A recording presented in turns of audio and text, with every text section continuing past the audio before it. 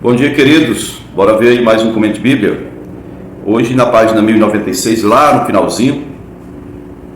E o texto é Lucas 18, logo do versículo 1 até o versículo 8. Fala da parábola da viúva persistente. Depois uma outra parábola do fariseu e publicano. E pretendo concluir lá em Mateus 19, falando sobre a questão do divórcio.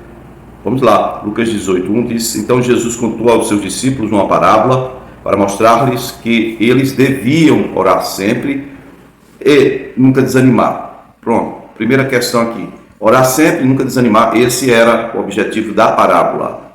E geralmente a gente se cansa, geralmente a gente desanima. A parábola era para tentar nos direcionar nisso.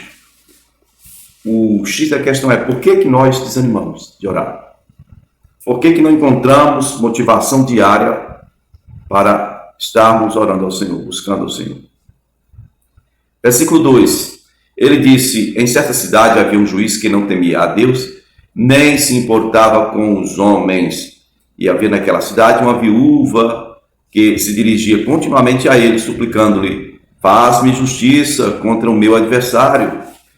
Por algum tempo ele se recusou, mas finalmente disse a si mesmo: embora eu não tema a Deus e nem me importe com os homens, esta viúva está me aborrecendo. Vou fazer-lhe justiça para que ela não venha mais me importunar. E o Senhor continuou: ouçam o que diz o juiz injusto. Acaso Deus não fará justiça aos seus escolhidos, que clamam a Ele dia e noite? Continuará fazendo-os esperar? Eu lhes digo, Ele lhes fará justiça e depressa. Contudo, quando o Filho do Homem vier, encontrará fé na terra? Essa última questão nos leva de volta ao primeiro questionamento: por que desanimamos de orar? Na verdade, no final do ministério do Senhor, ele deixou uma recomendação para os discípulos: vigiai e orai para que não entreis em tentação. Mas algumas pessoas param de vigiar e orar, porque a gente é tendencioso a ser conduzido pelo que a gente sente. E todo sentir é algo. Todo sentir é algo. Eu estou sentindo, estou sentindo. O seu espírito ele vai definhando, mas ele não passa nenhum sentir para você. É que algumas pessoas correm o risco de serem surpreendidas no final, quando puderem ver claramente o estado espiritual em que se encontram. Não fazem a menor ideia, né? Todo sentir é algo. Bom, vamos seguir então Lucas 18, do versículo 9 ao 14, onde fala do fariseu e do publicano. O publicano é o cobrador de impostos, o fariseu, a pessoa da religião, né, o mais santo. Lucas 18, 9 diz: alguns que confiavam em sua própria justiça e desprezavam os outros, Jesus contou esta parábola. Veja bem, a primeira parábola fala sobre uma viúva que pedia para um juiz iníquo fazer justiça a ela. Aqui, a outra parábola agora, a segunda, vai falar sobre alguns que confiavam em sua própria justiça e desprezavam os outros. Versículo 10. Dois homens subiram ao templo para orar. Um era fariseu e o outro publicano. O fariseu em pé orava no íntimo: Deus, eu te agradeço porque não sou como os outros homens, ladrões, corruptos, adúlteros, nem mesmo como este publicano. Jejuo 2 vezes por semana, dou o dízimo de tudo quanto ganho. Mas o publicano ficou à distância. Ele nem ousava olhar para o céu, mas batendo no peito dizia: Deus, tem misericórdia de mim, que sou pecador. Eu lhes digo que este homem, e não o outro, foi para casa justificado diante de Deus, pois quem se exalta será humilhado, e quem se humilha será exaltado. Bom, queridos, aí está a questão da resistência que Deus tem a toda soberba, né? E Ele dá graça aos humildes. Algumas pessoas acham que ser humilde é não ter posses, não ter dinheiro, não ter um nível social louvável. Não tem nada a ver com situação financeira, mas é uma atitude interior, uma atitude do ser, uma atitude do coração. Podemos ver alguns pobres, inclusive, pobres financeiramente, que eu digo, soberbos. muito soberbos, né? O publicano aqui, por exemplo, algumas pessoas podem imaginar que o publicano era um pobrezinho. Engana-se quem imaginar isso. Os dois publicanos que aparecem na Bíblia eram ricos. Mateus, filho de Levi, discípulo do Senhor.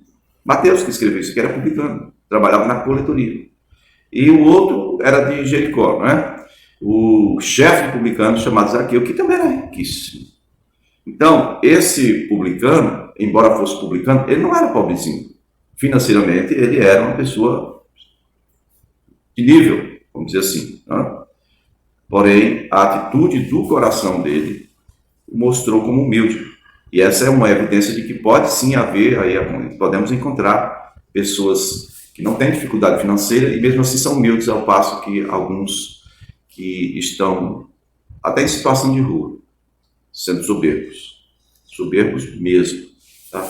Eu mesmo já encontrei casos em que pessoas precisavam de auxílio para comida. Eu estou falando com você, eu dividi minha comida com alguém que veio me pedir ajuda. Esse alguém saindo deixou parte da comida que eu estava comendo e eu dividi com ela na saída da minha casa, no jato. Na verdade, eu morava numa igreja, na época que eu morava em Realeza, Minas Gerais. Bom, vamos lá então para a questão do divórcio, Mateus 19, logo o versículo 1 vai falar disso aí. Diz assim: tendo acabado de dizer estas coisas, Jesus saiu da Galileia e foi para a região da Judéia, e no outro lado do Jordão. Grandes multidões o seguiam e ele as curou. Alguns fariseus aproximaram-se dele para pô-lo à prova e perguntaram: é permitido ao homem divorciar-se de sua mulher por qualquer motivo? Eles começaram a mexer nisso porque são questões polêmicas. Estão falando da cultura israelita. As pessoas falam: mas os patriarcas tiveram só uma mulher. No caso, a tendência é que a bigamia não entrasse, não fizesse parte da linhagem santa. Mas aconteciam coisas assim, né? Que a lei permitia. E o primeiro bígamo foi Lameque, né? Da descendência de Caim.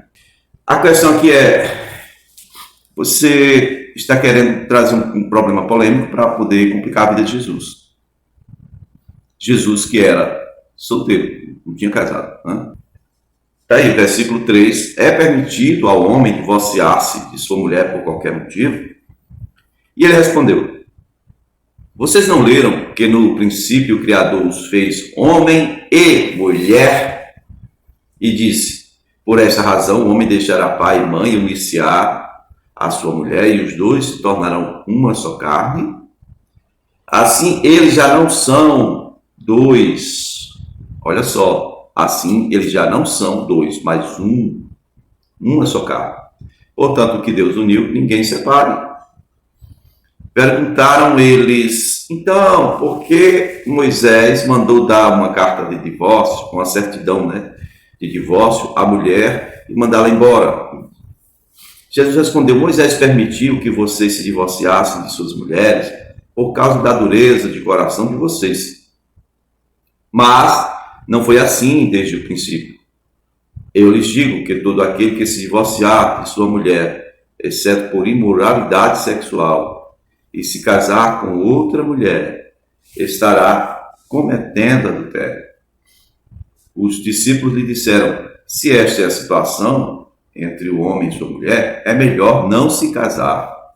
E aí Jesus respondeu: nem todos têm condições de aceitar esta palavra, essa ideia de não se casar, né? Isso não é para todo mundo, não. Somente aqueles a quem isto é dado. Alguns são eunucos porque nasceram assim, outros foram feitos assim pelos homens, outros ainda se fizeram eunucos por causa do reino dos céus. Quem puder aceitar isso, aceite. Bom, aqui é quem puder aceitar, quem estiver sendo achado, encontrado na condição de viver como eunuco, né? Isso aí se tornou uma regra na Igreja Católica, Apostólica Romana, aqui no Ocidente, né? Você vê que aqui padre não pode casar. Isso é um crime. Devia estar meio crime hediondo. Porque vai contra a primeira lei, a lei básica da existência humana, dos relacionamentos pessoais. Vai contra o primeiro princípio de tudo que Deus criou para o homem. O Senhor os fez, homem e mulher, os abençoou e os disse: crescei, multiplicai, enchei a terra, povoai, dominai, governai. Né? E aí, como é que uma pessoa vai ficar no ponto em que a Bíblia reprova, ou que Deus, em sua análise, primeira análise feita, quando ele foi fazendo, criando todas as coisas, ele dizia: não é bom que o homem esteja só, farei uma auxiliadora que lhe seja idônea. Sabemos o que é uma auxiliadora idônea, né? Algumas pessoas que não temem a Deus acabam achando uma parceira osciladora idônea da vida deles. É difícil, viu? Porque a Bíblia diz que se o homem temer a Deus, o Senhor reserva uma boa esposa para ele. Mas se o homem for, como diz o outro aí, um sem vergonha, né? Ou sei lá, o que tem não é boa previsão para ele. Eu acho que ele vai experimentar algumas coisinhas, tipo assim, que vão lembrar que o inferno existe, né? Porque tem coisa pior do que você estar entrelaçado com uma pessoa em uma aliança que deve permanecer até a morte. Na verdade, se essa pessoa for uma mulher rixosa ou for uma pessoa de difícil convivência, esse cara vai desejar não tê-la conhecido, né? Bom, o cerne da questão aqui é que eles estavam querendo pegar Jesus em alguma palavra para complicar a vida dele. E não tem uma questão que seja tão, vamos dizer assim, tão forte quanto esta daqui. Porque falou do casamento, lá é o seguinte: a lei dizia que se o homem encontrasse alguma coisa que achou indecente na mulher, dava lá, certo, deu divórcio, mandava de volta para a casa do pai, né? Simples assim. Simples assim. Podia ser até uma desculpa. Não, vou arrumar outra mulher aí. Isso daí eu não vou manter não, porque, sei lá, enjoei dela. Ele inventava qualquer história e mandava a mulher para casa, embora. Aí Jesus coloca de forma muito séria aqui: se você se divorciar da sua mulher, por qualquer outra questão que seja, a não ser por questão de imoralidade sexual. Ora, nessa questão de imoralidade sexual, a lei previa que a mulher fosse apedrejada até a morte. Não só ela, mas ela e o parceiro dela. Imoralidade sexual aqui está de forma generalizada, porque, por exemplo, uma mulher casada, ela pode fazer sexo com um solteiro. Para ela é adultério, para ele é fornicação. Então, pegou de forma geral aqui imoralidade sexual, porque isso configura uma quebra de aliança. A parte que mantém o seu casamento de pé é a fidelidade. Se há infidelidade e a imoralidade sexual, a criatura quebrou, acabou, quebrou, né? Não tem como remendar o negócio desse aí. Às vezes tem casos que o Senhor restaura, mas aí está a questão. O Senhor está dizendo aqui que se você se separa da sua mulher por qualquer motivo, você vai estar cometendo, expondo ela ao adultério. Se você casar com outra, você vai estar cometendo adultério. Porque essa outra não é sua, é para ser de outra pessoa. Lá no versículo 4 está ali, ó. Vocês não leram? No princípio, o Criador fez homem e mulher, ou seja, ele não fez duas opções de mulheres para Adão, nem duas opções de homem para Eva. Fez um homem, fez uma mulher, ou seja, só procura seu pai, procura aí, tá? A mesma história você vai encontrar em Marcos 10. Você pode ler do versículo 1, vai seguindo aí a mesma história, né? Em Marcos 10:10 vai falar um acréscimo que não foi falado aí no texto de Mateus, tá? Quando estavam em casa novamente, os discípulos interrogaram Jesus sobre o mesmo assunto. Ele respondeu: todo aquele que se divorciar de sua mulher e se casar com outra mulher estará cometendo adultério contra ela. E se ela divorciar-se do seu marido e se casar com outro homem, estará cometendo adultério. Ok? É isto. A gente segue amanhã, se o Senhor nos permitir.